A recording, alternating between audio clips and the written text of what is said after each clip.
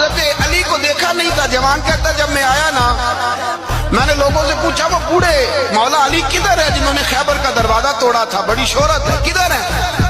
کہتے حضرت علی صاحب نے بیٹھے تھے, مجھے کسی نے کہا وہ بیٹھے ہوئے. میں گیا تو حضرت علی اخروٹ کھا رہے تھے, تو پورا زور لگا رہے ہیں تو اخروٹ کوئی نہیں ٹوٹتا, پورا زور 2-3 دفعہ, کبھی اس دانت میں کبھی اس دانت میں, ٹوٹتا ہی نہیں. کہتے میں ہنسنے لگا تو حضرت علی نے مجھے پاس بلایا, کہا بیٹے ادھر آ. تو میں گیا تو کہنے لگے کیا سوچ رہا ہے؟ کہتے میں ڈر گیا. میں نے کہا حضور کچھ بھی نہیں. لیکن نہیں جو سوچ رہا تھا تو بتا. میں نے کہا نہیں کچھ نہیں. فرمانے لگے میں بتاؤں تو کیا سوچ رہا تھا؟ بتاؤں؟ کہ حضور بتائیے. آپ فرمانے لگے تو سوچ رہا تھا بابے سے اخروٹ تو ٹوٹتا نہیں, خیبر کیسے توڑ دیا تھا؟ تو سوچ رہا تھا کہ اس سے اخروٹ تو ٹوٹتا نہیں تو خیبر کیسے توڑا تھا؟ فرماتے ہیں میں نے کہا میں یہی سوچ رہا تھا. یہ عرض کیا نا تو فرماتے ہیں شیر خدا کا رنگ ہی بدل گیا.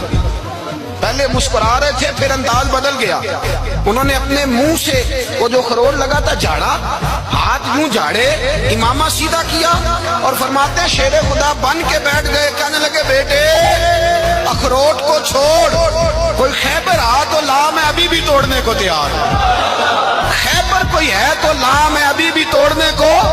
دیواریں ہلتی رہتی ہیں اور در کانپ جاتا ہے. علی کا نام سن کے اب بھی خیبر کانپ جاتا ہے. تو میں تو اس کو چھوڑ اخروٹ کو تو لا. کہتے ہیں میں نے کیفیت دیکھی تو حضرت علی کا تو رنگ ہی بدل گیا.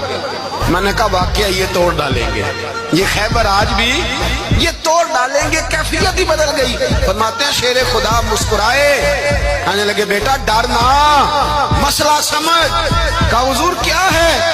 آپ فرمانے لگے اخروٹ میں جسم کی قوت سے توڑ رہا ہوں اور خیبر میں نے اپنے ایمان کی قوت سے توڑا تھا. میرے ایمان میں آج بھی بڑی قوت ہے. آج بھی اگر کفر للکارے گا, آج بھی اگر دین کا دشمن للکارے گا, علی کا